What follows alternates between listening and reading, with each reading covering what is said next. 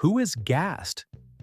This is one of the old mobs of the game, which has not changed in any way since it was added to Minecraft. Most Minecraft players tend to believe that Ghast is a ghost. After all, he looks like a flying soul and he's in hell. And Ghast is very consonant with Ghost, which means ghost. However, we were all wrong. Today, we will look at all possible options for who Ghast might be. After all, some players even think that he can be a robot based on the drawings from the developer's book. Let's look at all the facts about Ghast and finally answer the question: what kind of white creature is this? Has he been flying in the vastness of hell for a good 13 years? Sit back, Marcus is with you, and we'll start the Minecraft theory. It's big! I would even say it's huge when compared to other mobs. You are unlikely to find a bigger one among ordinary mobs.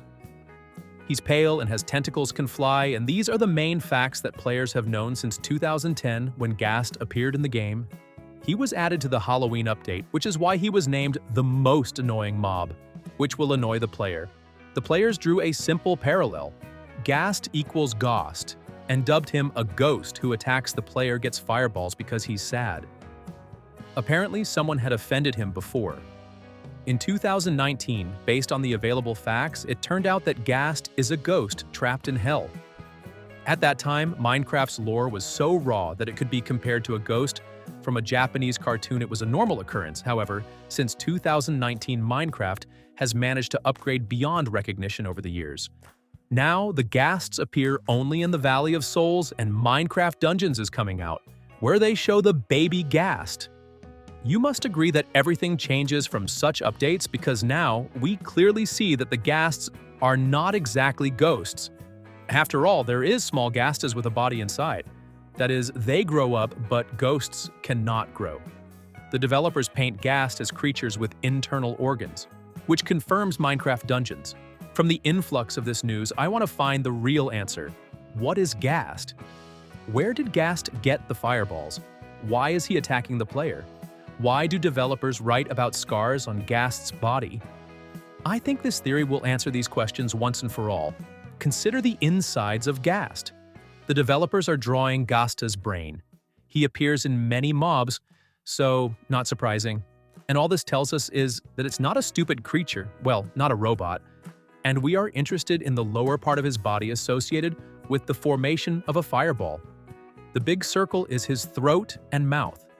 There are many squares leading to it. It can be compared to glands.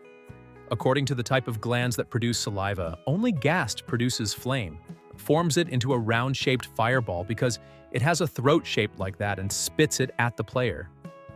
Inside, he is made of flesh. He has a full-fledged body. It's not hollow from the inside like a ghost. It's confirmed by a small version of the Gust from Dungeness. In the Java version, newborn Ghasts are not transparent. The developers were even asked if small Ghasts are canonical in Minecraft lore. The players got the answer. Yes, otherwise they would not have added them. Also, if Ghast were a ghost, how would he shed quite physical tears? Therefore, Ghast can be considered a full-fledged live mob. Now we need to understand what kind of creatures they are. The shell of the baby Ghast is translucent, like mucus or like honey. And by the way, apparently Ghast is a very light creature. It's unlikely that such a size it would have taken off if it weighed too much. The Ghast is almost as big as a dragon the edges. But in order for the dragon to fly, there is a huge wingspan. Ghast just levitates like a piece of fluff. The developer's book says that the body is Ghast. It's covered in scars. That's literally what it says. These marks on Ghast's body are the scars. That is, Ghast's body is easy to injure and cut. This is also confirmed by the fact that he is easy to kill, just a couple of blows. From all the facts, we have a picture that it is such a light-as-a-feather creature that can be easily damaged and cut.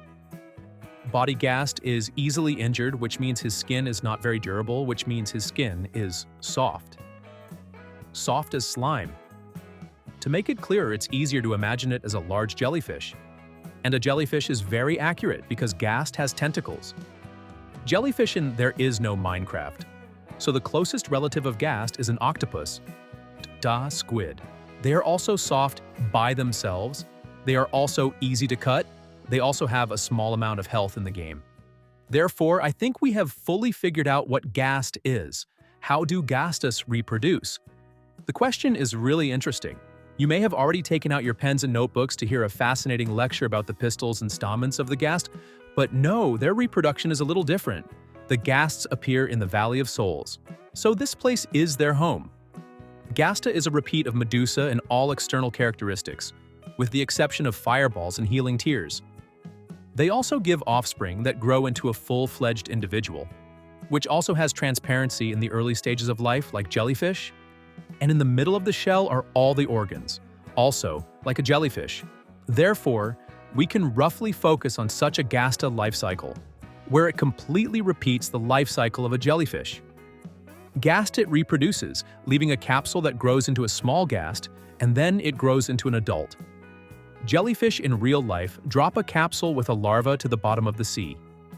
The Ghastas can dump the larva into the sand of the shower. The Sand of Souls is a universal fertile soil because hellish growths grow on it. Also, the Sand of Souls consists of souls, no matter how strange it may sound. Souls can be released from this block. The capsule left by Ghast, from which the baby Ghast grows, can feed on these souls, like a rolling pin in Minecraft that souls use to multiply.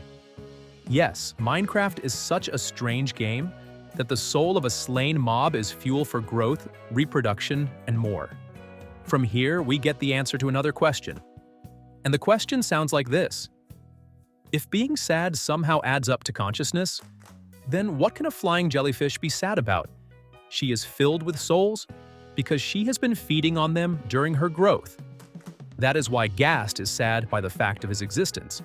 Perhaps, by the way, it inflates to such a size due to the huge number of souls that fit in this mob. Souls always strive upward, which also responds to the question is how such a large mob can fly on its own. He doesn't have wings, he doesn't have anything, but he keeps climbing up. What could possibly be pulling him up other than his soul? Besides, he can't get out of the cave because there's a ceiling on top. But if you let him go to the ordinary world, he will fly away and most likely never come back. Aspires upward to liberation, just like a soul.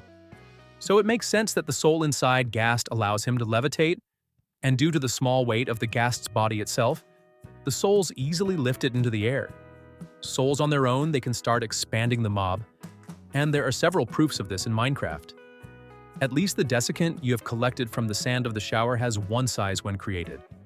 But while he's gaining his health, he's growing in size, it's visible to the naked eye. So is Skulk. He will melt into space when he is filled with souls. It turns out that everything is based on the souls in Minecraft. And now, try to find an explanation for why this is not the case. And let me make another suggestion. Ghast is similar to the word ghost.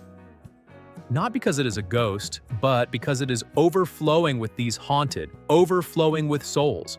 Here's a simple explanation. Why do Ghast's tears have a healing effect at all? We get a regeneration effect, a slow restoration of lives. It is given by the tears of Ghasta, which are used in the potion. These tears are also used in the edge crystal, which heals the dragon already. But they not only heal, but also revive. To understand why these tears are treated, we need to remember where else we can get the regeneration effect if the potion did not exist. Regeneration is available in the lighthouse. We can set it up so that the beacon in a certain radius heals the player. Lighthouse, it is made from the Star of Hell. And the Star of Hell falls from the desiccant. The desiccant is collected from the Sand of Souls, and these embittered and grieving souls are imprisoned in the boss after spawn.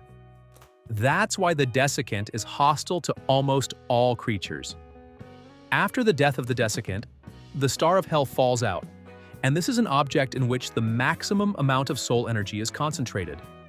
Later, this energy rushes into the sky like a beacon beam, and we are given an effect of our choice, including regeneration. That is, the concentrated energy of souls in Minecraft can give us effects. This is proved by Ghast's tear. The concentrated souls inside the mob make his tears healing, and he grieves because he is overwhelmed by the souls of the dead. That's the whole connection. In the end, we can answer the question, why is Ghast attacking the player? Let's return to the scars on Ghast's body. Newborn Ghast does not have any cuts or scars, but adult individuals do. Moreover, of course, this can be attributed to the mistake of the developers themselves. But I noticed that newborn Ghasts have 10 tentacles. At that moment, as adults, there are only 9 of them. It seems that the adults have survived the battle during which they received scars and also lost their tentacles. And I think you already fully understand who used to try to destroy all the Ghasts before our player came to the world of Minecraft. Considering that by the time we arrive at the end crystals, the edges that are made from Ghast's tears are already standing on obsidian pillars. This video has come to an end. Write your thoughts about the Ghasts. Perhaps you have your own theory. It will be interesting for me to read and subscribe to the channel because there are a lot of interesting things about Minecraft. Well, I'm saying goodbye. Bye-bye to everyone.